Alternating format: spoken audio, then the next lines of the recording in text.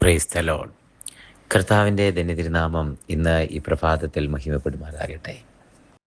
നല്ല ഒരു സുപ്രഭാതം ആരോഗ്യത്തോടെ, ഐശ്വര്യത്തോടെ, പുഞ്ചിരിയോടെ നമുക്ക് വരവേൽക്കുവാൻ ദൈവമായ കർത്താവ് ഇന്നും നമുക്ക് അനുമതി തന്നു. അപ്പോൾ തന്നെ നമ്മൾ വരവേറ്റിരിക്കുന്ന ഈ പ്രഭാതത്തിൽ ദൈവത്തിൻ്റെ നന്മകളെ, ദൈവത്തിൽ നിന്ന് പ്രാപിച്ച ഉപകാരങ്ങളെ, കർത്താവിൻ്റെ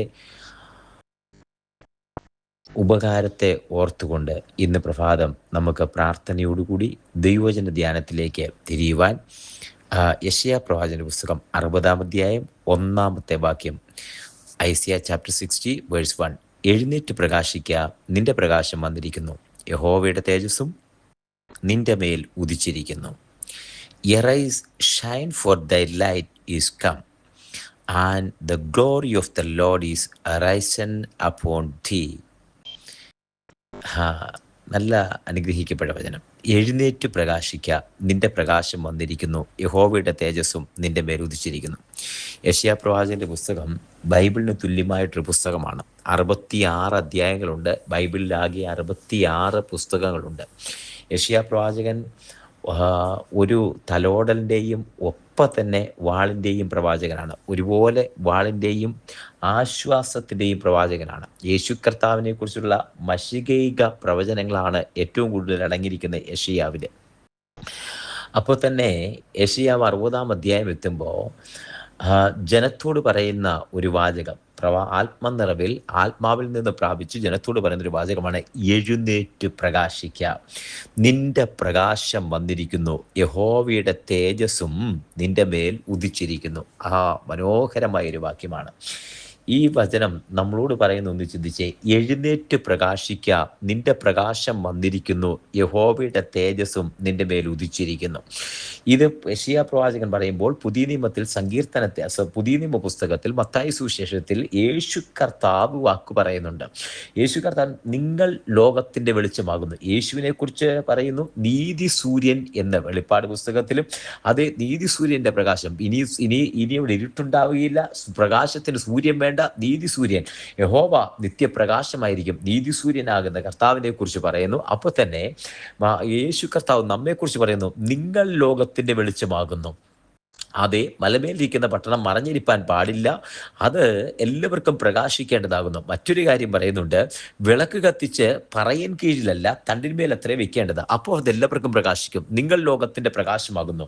വെളിച്ചം പരത്തുന്ന, വെളിച്ചം പ്രകാശിക്കുന്ന, അതേ വെളിച്ചം പ്രകാശിക്കുന്ന വെളിച്ചമായി നമ്മളെ കർത്താവ് മാറ്റുന്നു. യോഹന്നാന്റെ സുവിശേഷത്തിൽ പറയുന്നത്, ഏതു മനുഷ്യനെയും പ്രകാശിപ്പിക്കുന്ന സത്യ വെളിച്ചം ലോകത്തിലേക്ക് വന്നു. പ്രകാശത്തിന്റെ സോഴ്സ് യേശു കർത്താവാ. ഈ സോഴ്സ് ആകുന്ന പ്രകാശമാണ് അത് റിഫ്ലക്ഷൻ പോലെ, അതിന് ഇല്യൂമിനേഷൻ ആണ് നമുക്ക് കിട്ടുന്നത്. സൂര്യന് നമുക്കറിയാം, ചന്ദ്രന് സ്വന്തമായിട്ട് പ്രകാശമില്ല, പക്ഷേ ചന്ദ്രൻ പ്രകാശിക്കും. അതിനൊരു കുളിർമയുണ്ട്, അത് സൗന്ദര്യമുള്ളതാണ്, ആ പ്രകാശം മനോഹരമാണ്, നമുക്ക് ആസ്വദിക്കാൻ പറ്റുന്നതാണ്. പക്ഷേ ചന്ദ്രന് സ്വയമായിട്ട് പ്രകാശമില്ല, മൂണിന് പ്രകാശമില്ല, അതൊരു റിഫ്ലക്ഷൻ മാത്രമാണ്. അത് സൂര്യനാകുന്ന സോഴ്സിൽ നിന്ന് ലഭിക്കുന്ന പ്രകാശം ഒന്ന് റിഫ്ലക്ട് ചെയ്തെന്ന് മാത്രമേ ഉള്ളൂ.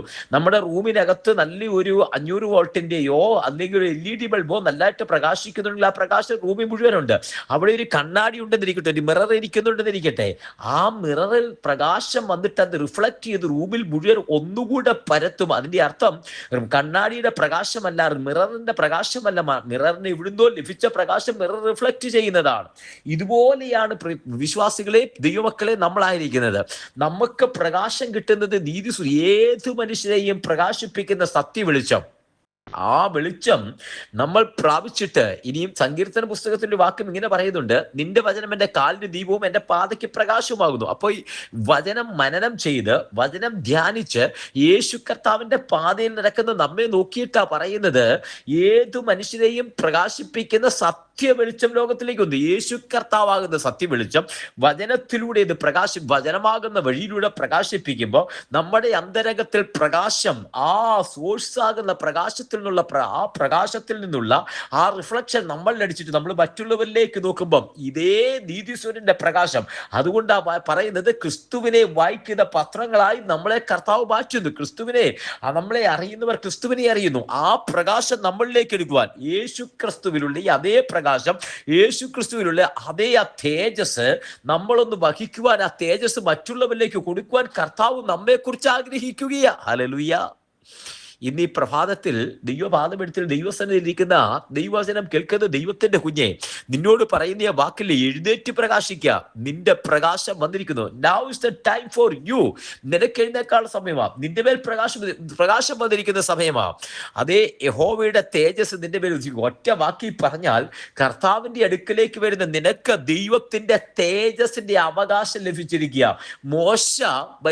മോശ സീനായി മലയിൽ കയറി ദൈവത്തിന്റെ അടുക്കൽ 40 ദിവസം ഇറങ്ങി വരുമ്പോ അതേ ജനം പറയുക, നിന്റെ മുഖത്തെ തേജസ് കൊണ്ട് ഞങ്ങൾക്ക് നിന്റെ മുഖത്ത് നോക്കാൻ പറ്റുന്നുണ്ട്. മൂടുപടം ഇട്ടുകൊണ്ട് സംസാരിക്കാം, മുഖം മൂടിയിട്ട് സംസാരിക്കാം.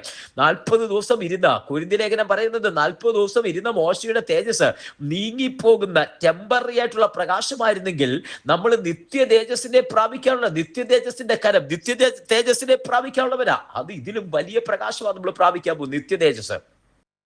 ദൈവത്തിന്റെ കരങ്ങളിലേക്ക് നമ്മെ ഒന്ന് സമർപ്പിക്കാം. നിത്യ തേജസ്സിന്റെ അവകാശിയായി നിത്യ തേജസ് പ്രാപിക്കാൻ തക്കവണ്ണം ദൈവം നമ്മളെ ഒരുക്കുന്നത്, നമ്മളെ അതിനുവേണ്ടി പ്രാപ്തരാക്കുന്നത്, നമ്മളെ അതിനുവേണ്ടി ഒരുക്കുന്നത് ഒന്ന് ആത്മാവിൽ തിരിച്ചറിഞ്ഞ് നീതിസൂര്യനാകുന്ന നീതിസൂര്യനാകുന്ന യേശു കർത്താവിന്റെ പ്രകാശം വഹിക്കുന്ന അതേ റിഫ്ലക്ഷൻ ഗോളങ്ങളായി അത് പ്രതിഫലിപ്പിക്കുന്ന പ്രതിബിംബങ്ങളായി, യേശു ക്രിസ്തുവിന്റെ പ്രതിബിംബങ്ങളായി തീരുവാൻ ഒന്ന് സമർപ്പിക്കാമോ? നിന്റെ വചനം, ആ വചനം ധ്യാനിക്കുമ്പോൾ, ആ വചനം മനനം ചെയ്യുമ്പോൾ കുഞ്ഞെ, ഞാനും നീയും യേശു കർത്താവിന്റെ പ്രതിബിംബങ്ങളായി മാറുകയാ.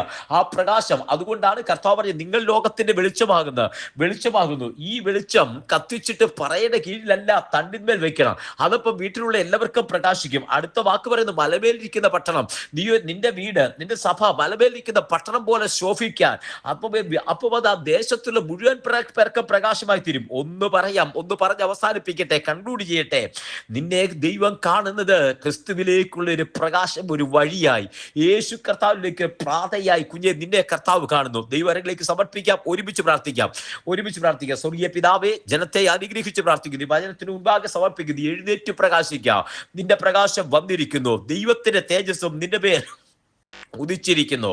ഇന്ന് ഈ വചനം കേൾക്കുന്ന എല്ലാവരെയും ദൈവത്തിന്റെ തേജസ് കൊണ്ട് അലങ്കരിക്കുമാറാകണമേ. ദൈവത്തിന്റെ പ്രകാശം കൊണ്ട് നിന്റെ വചനം എന്റെ കാലിന് ദീപവും പാതയ്ക്ക് പ്രകാശവുമായി. ആ വചനം ധ്യാനിക്കുവാൻ, വചനം മനനം ചെയ്യുവാൻ, ഹൃദയത്തിൽ ധ്യാനിക്കുവാൻ, യേശു ക്രിസ്തുവിന്റെ പ്രകാശം വഹിക്കുന്ന പ്രകാശധാരികളായി അത് മറ്റുള്ളവരിലേക്ക് പകരുന്നവരായി മാറുവാൻ സ്വർഗത്തിലെ ദൈവം ഞങ്ങൾക്ക് ഇടയാക്കണമെന്ന് പ്രാർത്ഥിക്കുന്നു. ജനത്തെ അനുഗ്രഹിച്ച് പ്രാർത്ഥിക്കുന്നു. ആത്മാവിൽ അനുഗ്രഹിക്കുന്നു. തൃക്കരങ്ങളിൽ സമർപ്പിക്കുന്നു. അവിടുന്ന് പ്രാർത്ഥന കേട്ടിരിക്കാൻ സ്തോത്രം. എല്ലാ മാനവും മഹത്വത്തോടെ നിൽക്കും യേശുവിൻ നാമത്തിൽ തന്നെ. ആമേൻ, ആമേൻ, ആമേൻ. കർത്താവ് എല്ലാവരെയും അനുഗ്രഹിക്കട്ടെ. ദൈവം കൊണ്ടിരിക്കട്ടെ. God bless you. Thank you so much.